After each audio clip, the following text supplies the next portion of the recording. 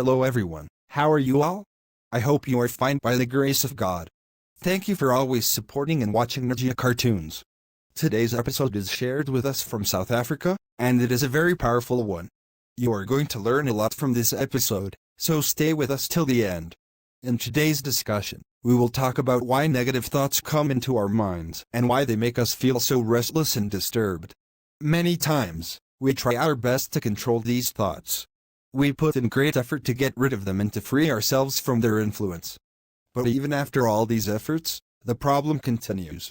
Often, even when we are sitting happily and peacefully, suddenly negative thoughts start to enter our minds. Because of this, our heart and mind become troubled, and we may even start feeling anxious or uneasy. So, what is the reason behind this? Why do these negative thoughts disturb us so much? Why do they seem to control our mind? This is what we will explain and share with you in today's episode. Now, let's start this video and see what happens together.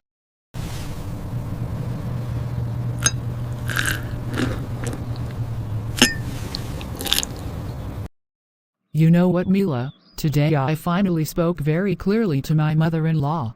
I told her straight that if she had so many problems with me, then she should have never gotten her son married. She should have just kept him with her forever. Now that he is married to me, she should stop giving me directions about everything. If my husband wants to switch his job, it's his own choice, not hers. I gave her such a reply that she will remember it for the rest of her life.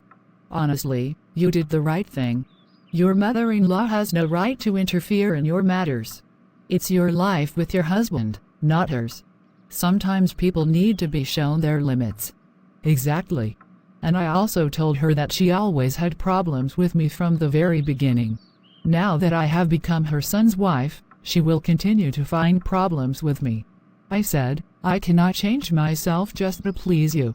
Wow, Freya, that's amazing. Well done. You did the absolutely right thing. Your mother-in-law deserves that kind of response.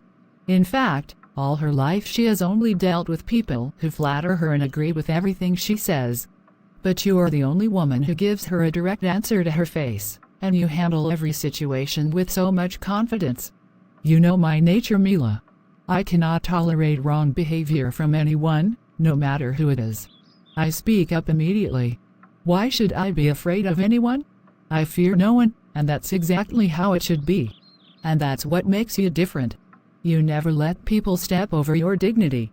Honestly, I admire the way you handle these situations. Anyway, tell me, would you like some juice or should I make a coffee for you? Oh no, no need. You don't have to make anything. Besides, it's time for your husband to come home, and I know you need to prepare dinner. Go ahead, take care of your things. We'll meet again soon. I'll leave now. Take care of yourself, Mila.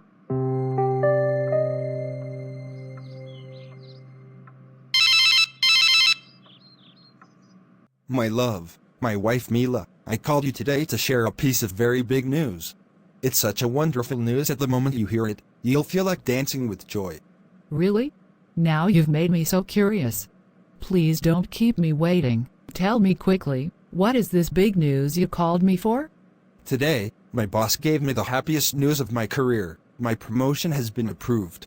The big boss himself informed me this morning that my letter has been issued. The first thing I did was thank God for this success, and the very next thing I wanted was to share it with you. This is truly wonderful news. I can't tell you how happy I am right now. I had been praying so much for your success, and finally my prayers have been answered. Honestly, I can't even express in words how overjoyed I am. After all the hard work, late nights, and challenges, today I feel like my efforts have been rewarded. And you absolutely deserve it. This is the result of your dedication, your patience, and your honesty. God always rewards those who keep striving. You're right. Every step of this journey has been tough, but I always believed that one day it would pay off. And knowing that you were always supporting me with your prayers gave me even more strength.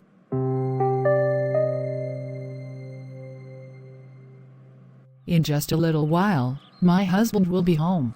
I should quickly prepare dinner for him because he always comes back very hungry. I want everything to be ready before he arrives, so the moment he walks in, I can serve him with love. By the way, I was thinking about my friend today. She did absolutely the right thing by speaking up to her mother-in-law. Honestly, that's exactly how it should be. If I were in her place, I would have done even more. My friend is truly a wise and intelligent woman. She doesn't let anyone walk over her. And her mother-in-law, just someone who always gives useless advice. Anyway, let me leave all that aside and focus on cooking for my husband.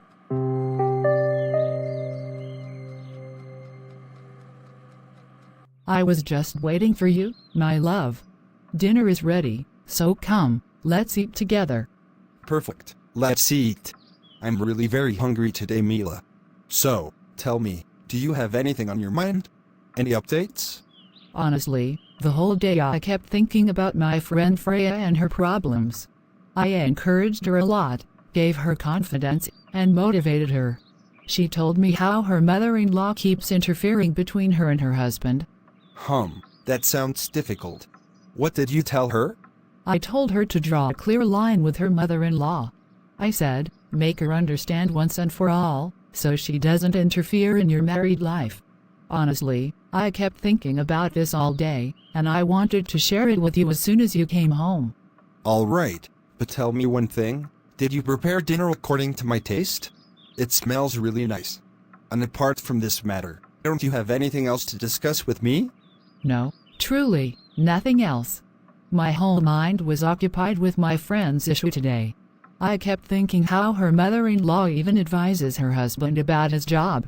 I mean, who does that? That's not right at all. I see. Well, do you have anything else you'd like to share? No, I already told you everything, Richard. My thoughts were only about my friend's situation today. All right then, that's fine. Anyway, after dinner I'll take a short walk and then go to bed. I'm really tired today. Okay, my love. That's a good idea.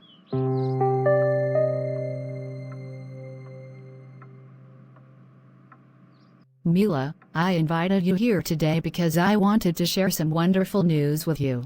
Your daughter has performed exceptionally well in her class. She has secured very high grades, and this is truly something to be proud of. Really? That makes me so happy to hear. I always had high hopes for her, and I knew she had the ability to achieve good results. Still, hearing it from you fills my heart with joy. Yes, and that's why I thought I shouldn't just keep this news to myself. I wanted to personally inform you that your daughter has earned an excellent position in the class. It's a result of her hard work and dedication. There is no doubt about that. She is a very intelligent and thoughtful student. The way she participates in class, answers questions, and helps others shows her maturity. From the very beginning, I had strong expectations from her. I always believed she would not just score well but also secure a top position among her classmates. And your belief in her was absolutely right. Her performance this term has been outstanding. She has managed to balance her studies with confidence, and she has set a good example for her peers. Thank you so much for guiding her and supporting her. Without your encouragement, it would have been much harder for her to shine this way. It's my duty as a teacher, but I must say she has something very special in her. With her intelligence, discipline, and dedication, I am certain she will continue to excel in the future as well.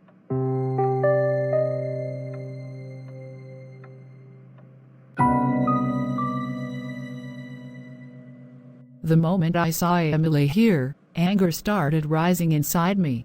Why did she have to come shopping at the exact same time as me? Just looking at her face brings back so many old memories, and none of them are pleasant. I can feel my frustration growing stronger with every glance. I don't even want her to look at me, let alone wave her hand in greeting. The sight of her alone is enough to upset me deeply. It's better if I just leave now. I can come back later in the evening with my husband and do the shopping peacefully. For now, I don't want to see her face, and I certainly don't want to talk to her. Avoiding her completely is the best decision.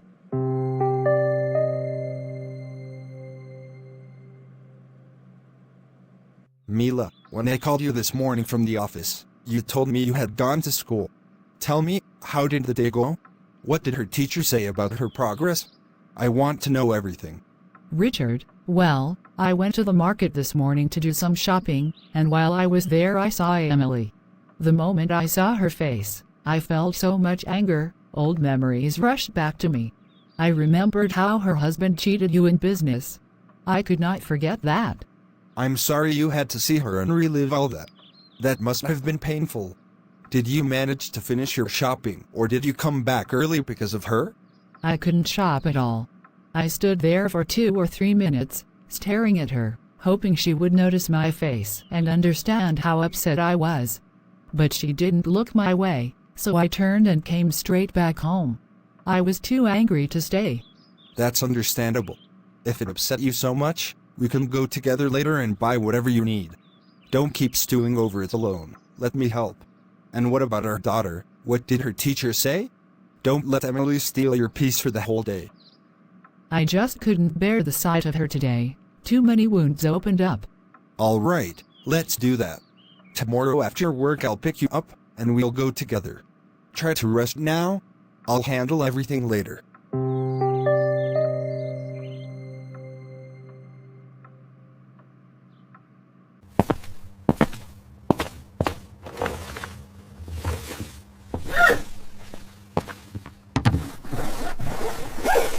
Sometimes I wonder. My friend Freya spends hours with me, speaking ill about her mother-in-law, and I just nod along without thinking much. But I must remind myself that her mother-in-law has ties with people who are involved in such evil things that they can destroy someone's life completely. No.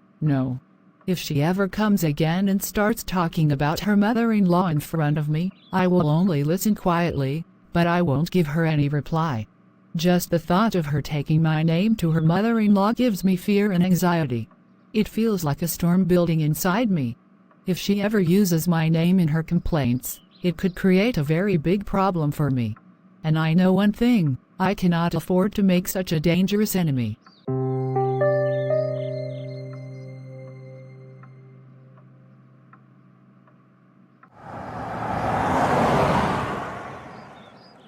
My dear sister, I am so happy that you finally came to my house to meet me. I often call you, but you rarely pick up. Sometimes I feel like you've forgotten your elder sister. No, it's nothing like that. I could never forget you. I was at the hospital, and I had already planned that before going back, I would definitely come and meet you. So, tell me, is everything fine here at home? Yes, everything is fine, everything is peaceful. But tell me, whose car is this that you came in today? Oh, elder sister, this car was actually a gift from my husband. He bought it for me just last month. Wow, that is wonderful. Such a beautiful car. I felt so happy seeing you arrive in it. Truly, it suits you perfectly. I'm glad you liked it. My husband insisted that I should have a comfortable car, so he got this one. He did the right thing. A caring husband always thinks about his wife's comfort, and I can see that he values you. Yes, he does take care of me. Anyway, it was really nice spending time with you today. Of course, I also enjoyed it a lot. But take care of yourself. Don't disappear for so long next time. Don't worry, elder sister. I'll come again soon. For now, I should leave. Please take care of yourself too.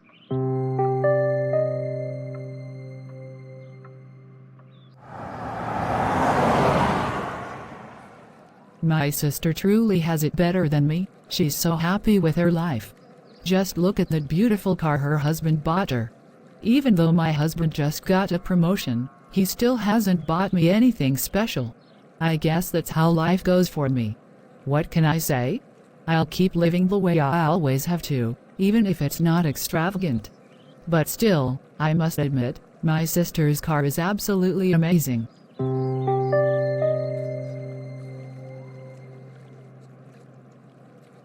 Daddy, I want to talk to you about something. If you allow, I'd like to share what's been on my heart. Yes, my daughter, of course. Tell me, what is it that you want to say? Daddy, ever since I grew a little older and became more aware, I've noticed some strange things about Mom. Strange things? What do you mean? Go on, I'm listening carefully. I often see her sitting quietly, but it feels like her mind is somewhere else.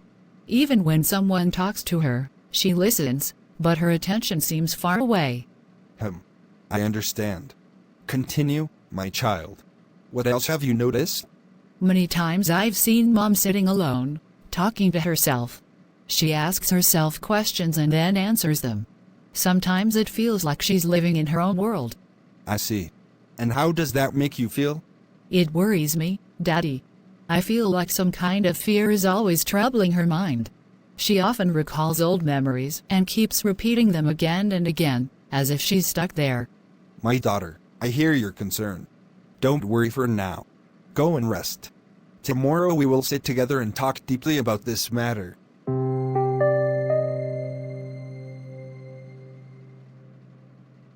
Look, my love, today I sat down with you to talk about something very important. In fact, I even took leave from the office, because I couldn't delay this matter anymore. Really? You sound so serious. Tell me, what is it that you've noticed that made you skip work? It's serious. At first, Mila, I used to notice it quietly, but now even our daughter has started observing it. That's why I can't remain silent anymore. What are you trying to say? Please explain clearly. The truth is, you are becoming stranger and more unusual day by day. You don't realize how much mental and physical tension you are giving to yourself. If this continues, one day you will destroy yourself because of this burden. I don't fully understand. What exactly are you talking about? I have been noticing for years that your mind is always ruled by negativity. These negative thoughts control you so deeply that you are not even aware of it. You have become your own enemy. Yes, sometimes I feel that way too. I am always restless, always scared. Fear and negativity never leave my mind. Exactly. And that's the problem. You never focus on good news. Instead, your attention always clings to bad news, as if you are feeding yourself pain. Give me an example of what you mean. Richard? Example? All right. When I got my promotion, you didn't celebrate it. You didn't even talk about it with me. But when your friend filled your ears with complaints about her mother-in-law, you carried that negativity all day long. I see your point. But sometimes bad things just stick in my head. That's exactly my point. When the school teacher praised our daughter's performance, you quickly forgot it. But you remembered the years-old betrayal of Emily's husband in business. That old wound still lives in your mind, while the fresh joy of our child's success gets buried. I never thought of it that way. Let me explain why this happens. It's not just you. Human brains are wired with a negativity bias. We pay more attention to danger, problems, and insults because our survival instincts make us alert. But when we don't manage this instinct, it poisons our daily life. Overthinking and worry replay negative events in your mind. Old traumas repeat themselves. Comparing yourself to others makes you feel worse. And fear of the future makes you imagine the worst outcomes, even when nothing is wrong. That explains why I can't stop replaying old incidents in my head. And there's a spiritual side too. When we forget to thank God for His blessings, we lose gratitude. When our prayer connection becomes weak, negative voices get louder. Evil influences use this negativity to weaken us. Holding grudges and refusing to forgive only keeps bitterness alive. You're right. I often forget to thank God. I hold grudges longer than I should. So you see, my love, this habit of yours is not just hurting you, it's hurting our family. Our daughter notices it, I notice it. We love you, but you need to fight this battle. I have allowed negativity to rule my mind. I ignored your success, I ignored our daughter's achievements, and I only focused on the dark side. I accept my mistake, and I promise to change. You know, sometimes I feel like my mind is chained. Even when I try to smile, a voice inside me whispers, something will go wrong. It's like I can't allow myself to enjoy peace. That's the trap of negativity. But remember, as a man thinks in his heart, so is he. If you keep feeding your mind with dark thoughts, you will live in darkness. But if you fill your heart with faith and gratitude, light will overcome the shadows. I never thought my thoughts could shape my whole life. No wonder I feel restless all the time. I have been letting my own thinking destroy my happiness. Exactly. And my love, God never created you to live in fear. Don't you remember, it is said, God has not given us the spirit of fear, but of power, and of love, and of a sound mind. Fear and negativity don't come from Him, they are lies that try to control you. Yes, and let me remind you of this truth. Be transformed by the renewing of your mind. You don't have to stay the same. With prayer, gratitude, and discipline, you can train your thoughts to focus on blessings. You can renew your mind daily, and slowly the negativity will lose its grip. I see it now. I allowed my pain and bitterness to guide me, instead of faith and gratitude. But you are right, I can be renewed, I can live free. From now on, I will fight these thoughts, I will thank God for every blessing, and I will not let negativity control me anymore. That's the spirit I was praying for. Together, we'll walk in light, not in darkness. And I promise you, our home will be filled with peace if we both keep choosing faith over fear. I hope you like my work. Thanks for watching Ninja Cartoons. May God bless you all, amen. See you tomorrow with a new topic. Take care, everyone. Bye.